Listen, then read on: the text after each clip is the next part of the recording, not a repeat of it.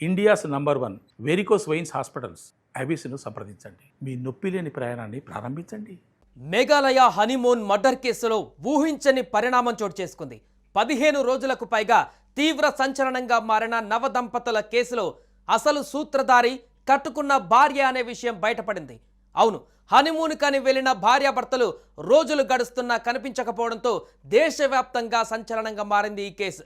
కానీ వారం తర్వాత జూన్ 2న భర్త మృతదేహం లభించడంతో ఇది మర్డర్ కేసు అని గుర్తించారు. అయితే భర్తతో పాటు హిల్ స్టేషన్కి వెళ్లిన భార్య ఆనవాళ్లు దొరక్కపోవడంతో దుండగులు ఎవరైనా ఆమెను కిడ్నాప్ చేసి భర్తను చంపేశారా అనే అనుమానాలు వ్యక్తమయ్యాయి. అయితే భర్త మృతదేహం దొరికిన వారం తర్వాత తాజాగా అతని భార్య సోనం పోలీసులకు చిక్కింది.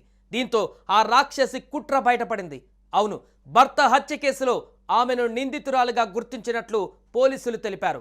పోలీసులు పేర్కొన్న వివరాల ప్రకారం సోనం కాంట్రాక్ట్ కిల్లర్లను నియమించుకొని భర్తను హత్య చేయించిందన్న విషయం ఇప్పుడు బయటపడింది. Meghalaya director general of police Nongrang మాట్లాడుతూ సోనంను ఉత్తరప్రదేశ్లోని ఘాజీపూర్లో అదుపులోకి తీసుకున్నామని, ఈ ఉదంతంలో ప్రమేయం ఉన్న మరో 3 నిందితులను అరెస్టు చేశామన్నారు.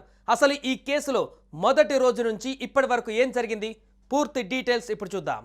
మధ్యప్రదేశ్లోని ఇండోర్కు చెందిన రాజా రఘువంశీ, సోనాం దంపతులు మేఘాలయాలలోని తూర్పు కాశీ హిల్స్లోని నోంగిర్ యాట్ గ్రామంలో గడిపిన 12 గంటల సమయంలో వారు ఏం చేశారనేది ఆధారంగా చేసుకుని పోలీసులు దర్యాప్తులో ముందుకు సాగారు. ఇందుకోసం వారు స్థానికుల నుంచి సమాచారం సేకరించారు. మే 23న కనిపించకుండా పోయిన వీరు దీనికి ముందు మేఘాలయాలోని కొన్ని ప్రాంతాలను సందర్శించారు. జూన్ 2న రాజా రఘువంశీ మృతదేహం ఒక లోయలో లభ్యమైంది. అతని భార్య సోనం ఆచూకీ కోసం పోలీసులు గాలింపు కొనసాగించారు. ఎన్డీఆర్ఎఫ్ బృందాలు గాలించాయి.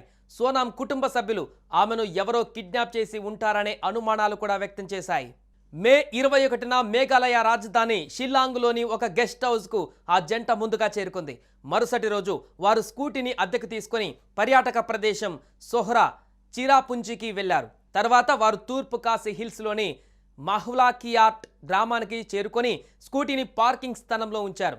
అక్కడ ట్రెక్కింగ్ చేసేందుకు స్థానిక గైడ్ను సంప్రదించారు. అతను మాహులాయాట్ నుంచి నాంగ్రియాట్కు ట్రెక్కింగ్కు చేరేందుకు 3 గంటలు పడుతుందని, 3000 మెట్లు దిగాల్సి ఉంటుందని చెప్పారు. అయితే ఇప్పటికే టైం అయిపోయిందని, మర్నాడు వెళ్ళవచ్చని గైడ్ వారికి చెప్పాడు. అయితే ఆ జంట తమకు రూట్ తెలుసని, గైడ్ సర్వీస్ అవసరం లేదని చెప్పారు. కాగా రాజా రఘువంశీ, సోనాం దంపతులకు హోమ్ స్టే కల్పించిన ఒక మహిళ పోలీసుల విచారణలో వారిద్దరూ సాయంత్రం 5:30 నోంగిరియాట్ గ్రామంలోని తమ షిపారా హోమ్ స్టేకు వచ్చారని తెలిపారు. తాను రూమ్ ఛార్జీలు తీసుకుని రిజిస్టర్లో సైన్ ఇన్ చేయమని చెప్పి వారి గదిని చూపించానన్నారు. వారు చెక్ ఇన్ చేసి గదికి తాళం వేసి లివింగ్ రూట్ బ్రిడ్జిలను చూడ్డానికి వెళ్లారని ఆ మహిళ చెప్పారు. కొద్దిసేపటి తర్వాత వారు తిరిగి వచ్చి భోజనం చేసి రాత్రికి అక్కడే విశ్రాంతి తీసుకున్నారని ఆమె తెలిపారు. మరుసటి రోజు ఉదయం ఆ జంట త్వరగా చెక్అవుట్ చేస్తామని హోమ్ స్టే యజమానికి చెప్పారు. అల్పాహారం వద్దని, ఆకలిగా లేదని చెప్పి ట్రెక్కింగ్ కోసం వెళతామని అతనితో అన్నారు. మే 23న ఉదయం 6 గంటలకు ఆ జంట హోమ్ స్టే నుండి బయలుదేరింది. ఆ జంటను చూసిన చివరి వ్యక్తి గైడ్ ఆల్బర్ట్ పిడే.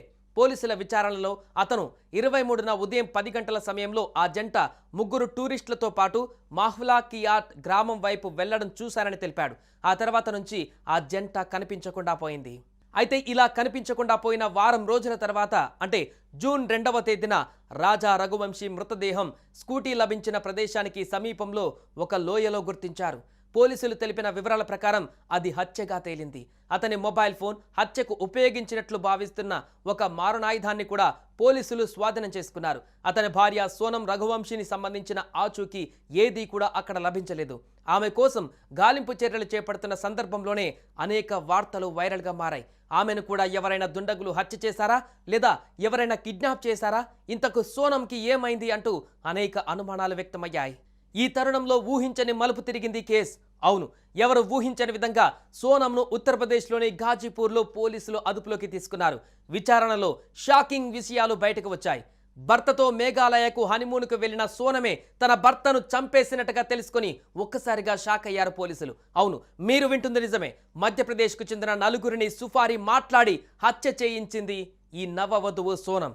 దీంతో 15 రోజులుగా నెలకొన్న సస్పెన్స్ కి తెరపడింది. సోనంతో పాటు సుపారే గ్యాంగ్లోని 3 అరెస్టు చేశారు పోలీసులు. మిగతా 1 కోసం గాలిస్తున్నారు. సుమన్ టీవీలో మీ పర్సనల్ అండ్ బిజినెస్ ప్రమోషన్స్ కోసం కింది నెంబర్కి కాంటాక్ట్ చేయండి.